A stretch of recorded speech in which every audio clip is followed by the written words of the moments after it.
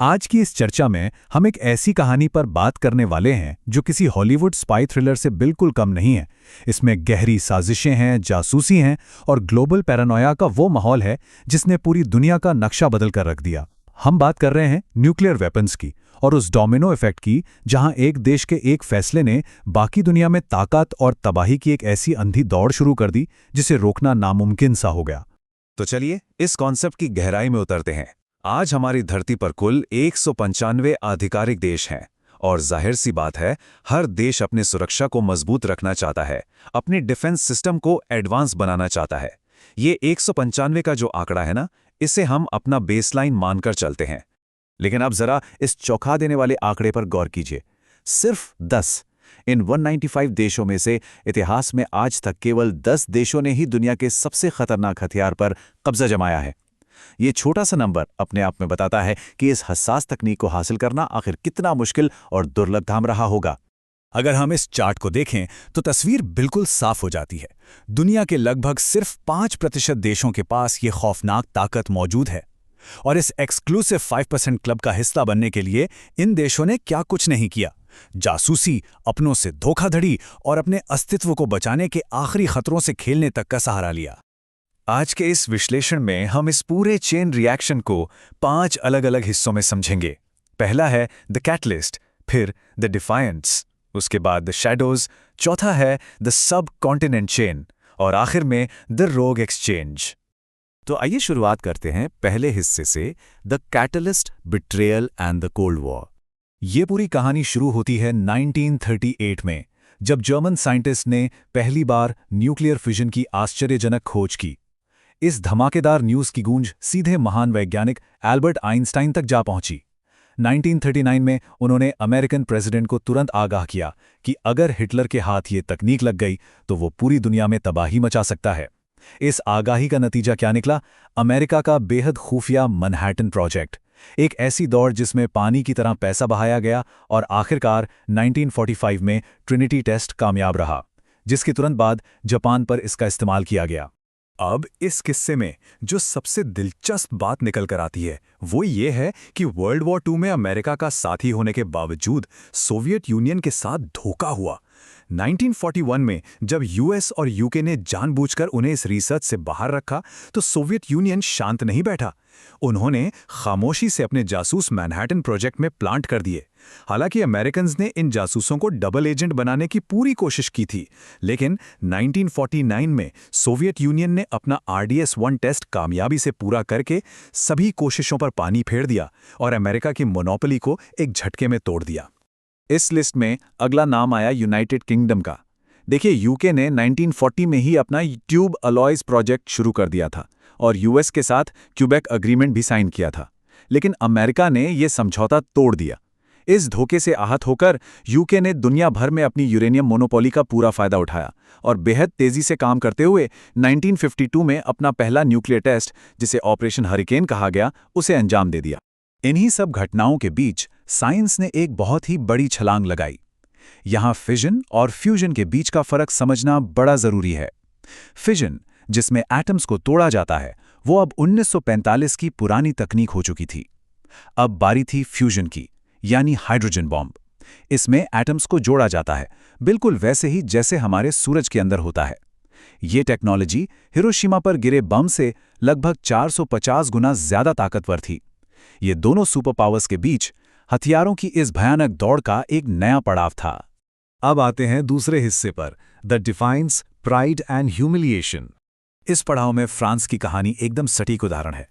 शुरुआत में उनका मकसद सिर्फ न्यूक्लियर टेक्नोलॉजी से बिजली बनाना था, लेकिन 1956 के सुएज कैनाल क्राइसिस के दौरान जब अमेरिका और सोवियत यूनियन दोनों ने मिलकर फ्रांस पर दबाव डाला और उन्हें पीछे हटने पर मजबूर किया, तो इस अंतर्राष्ट्रीय शर्मिंदगी ने फ्रांस के अंदर एक अलग ही जिद पैदा कर दी। उन्होंने अपनी अफ्रीकन कॉलोनीज से तेजी से यूरेनियम इकट्ठा करना शुरू किया और आखिरकार 1960 में सहारा डेजर्ट के अंदर अपना पहला न्यूक्लियर टेस्ट कर डाला। और ये चीज़ बेहतरीन तरीके से दर्शाती है कि कैसे चीन ने भी इस तबाही की टेक्नोलॉजी को अपने अस्तित्व का सवाल बना लिया था। 1950 के कोरियन वॉर में मिली धमकियों के बाद उन्हें इसकी सख्त ज़रूरत महसूस हुई। शुरू में सोवियत यूनियन ने उनकी काफ़ी मदद की, लेकिन जून 1959 में उन्होंने अचानक अपने साइंटिस्ट वापस बुला लिए। चीन ने इसे एक बहुत बड़ा अपमान समझा और जवाब में 1964 में अपना सक्सेसफुल टेस्ट कर दिया। इस टेस्ट का नाम रखा गया 596, जो उसी जून 1959 के महीने का एक ताना था जब उन्हें अकेला छोड़ा गया था। अपनी काबिलियत साबित करने का ये एक बहुत ही कारगर तरीका था। चलिए अब तीसरे हिस्से की तरफ चलते हैं, द शैडोज कोवर्ट ऑपरेशंस। अब थोड़ा पर्दे के पीछे खेलने वाले दो अहम देशों की स्थिति को समझते हैं। अरब देशों से लगातार मिलने वाले खतरों को देखते हुए इजराइल अपने लिए एक पुख्ता बचाव चाहता था। इसे उन्होंने फ्रांस की मदद से और अमेरिकन प्रेसिडेंट केनेडी के शुरुआती विरोध को बाईपास करते हुए हासिल किया। वहीं दूसरी तरफ साउथ अफ्रीका की कहानी थोड़ी अलग थी। वो अपने अपार्थाइड यानी रंगभेद कानून की वजह से पूरी दुनिया से बिल्कुल अलग थलग पड़ चुका था। इसीलिए उसने इजराइल के साथ मिलकर एक खुफिया गठबंधन बना लिया। पर इन खुफिया बातों का पता आखिरकार दुनिया को चला कैसे? इसका जवाब छिपा है 1986 के मशहूर वनोनू लीक में। मॉर्डेकाई वनोनू नाम के एक टेक्नीशियन ने इजराइल के top nuclear secrets British press को लीक कर दिए थे। जैसे ही ये हुआ, मोसाद ने बिल्कुल किसी क्लास 6 स्पाई थ्रिलर मूवी के अंदाज में एक हनी ट्रैप प्लान किया और वनोनू को पकड़कर वापस अपने देश ले आए। इसी दौरान एक और बहुत बड़ा रहस्य सामने आया, जिसे 1979 का वेला इंसिडेंट कहा जाता है। अमेरिकन सैटेलाइट्स ने समुंदर के ऊपर एक रहस्यमयी डबल फ्लैश रिकॉर्ड किया, जिसे आज तक इजराइल और साउथ अफ्रीका का जॉइंट टेस्ट माना जाता है। लेकिन इस पूरी कहानी में सबसे आश्चर्यजनक मोड़ तब आया जब 1990 में साउथ अफ्रीका दुनिया का इकलौता ऐसा देश बन गया जिसने अपनी मर्जी से वॉलंटरीली अपने सारे न्यूक्लियर हथियार हमेशा के लिए नष्ट कर दिए। ये अपने आप में एक अनोखी घटना थी। आइए अब देखते हैं कि यह चेन रिएक्शन और आगे कैसे बढ़ता है। चौथा हिस्सा, the subcontinent chain, a regional arms race. 1962 में चीन के साथ हुई वॉर के बाद इंडिया ने अपनी राष्ट्रीय सुरक्षा के तरीकों पर दोबारा विचार किया। वेस्टर्न देशों से मिले सिविलियन रिएक्टर्स को खुफिया तौर पर रीपर्पस किया गया और फिर 1974 में इंडिया ने अपना पहला टेस्ट अंजाम दिया, जिसे हम स्माइलिंग बुद्धा के नाम से जानते हैं। इसका सबसे बड़ा असर ये हुआ कि जब एनपीटी यानी नॉन प्रोलिफरेशन ट्रीटी पर साइन करने का वक्त आया तो इंडिया ने ये कहते हुए साफ इनकार कर दिया कि ये ट्रीटी भेदभाव से भरी है। अब पड़ोस में ऐसी हालचाल हो तो रिएक्शन आना लाजमी था।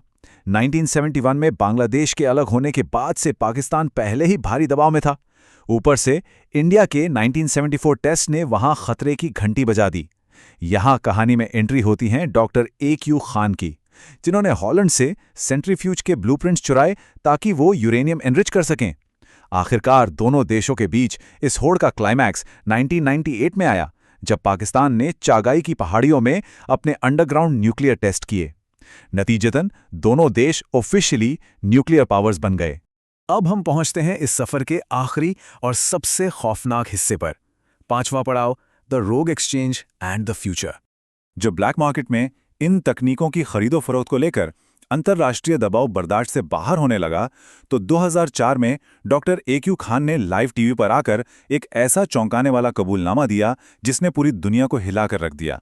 उन्होंने सारा इल्जाम अपने सर लेते हुए स्वीकार किया कि उन्होंने इस इंतहाई हसास न्यूक्लियर सीक्रेट्स को ईरान, लीबिया और नॉर्थ कोरिया जैसे देशों के खुफिया नेटवर्क्स को बेचा था। तो यहाँ सबसे ध्यान देने वाली बात यह है कि ये सिर्फ कोई आम ब्लैक मार्केट ट्रांजैक्शन नहीं था, बल्कि दोनों तरफ की ज़रूरतों को समझकर किया गया एक बहुत ही कैलकुलेटेड ट्रेड था। एक तरफ पाकिस्तान को अपने न्यूक्लियर पेलोड्स कैरी करने के लिए लंबा फासला तय करने वाले मिसाइल्स की ज़रूरत थी, जो उस वक्त नॉर्थ कोरिया के पास थे। दूसरी तरफ नॉर्थ कोरिया को बॉम्ब का मटेरियल बनाने के लिए एडवांस सेंट्रीफ्यूज टेक्नोलॉजी चाहिए थी, जो पाकिस्तान उन्हें दे सकता था। ये बिल्कुल गिव एंड टेक का एक परफेक्ट लेकिन बेहद खतरनाक हिसाब था। इस इंपोर्टेड तकनीक की मदद से नॉर्थ कोरिया बहुत तेजी से आगे बढ़ा। उन्होंने एक शातिर चाल चली। 1990 में NPT पर साइन करके दुनिया की आंखों में धूल झोंक दी, पर पर्दे के पीछे उनका प्रोग्राम बिना रुके चलता रहा, जिसका नतीजा 2006 में उनके पहले टेस्ट के रूप में सामने आया। और फिर 2009 में एक इतना शक्तिशाली धमाका किया गया जिससे 5.0 मैग्नीट्यूड का भूकंप तक रिकॉर्ड हो गया। इन सब के बाद नॉर्थ कोरिया आधिकारिक रूप से इस एक्सक्लूसिव क्लब का 10वां देश बन चुका था। और इस तरह इस सदी के आते आते सिर्फ 10 देशों तक ही ये भयानक दौड़ सिमटी रही।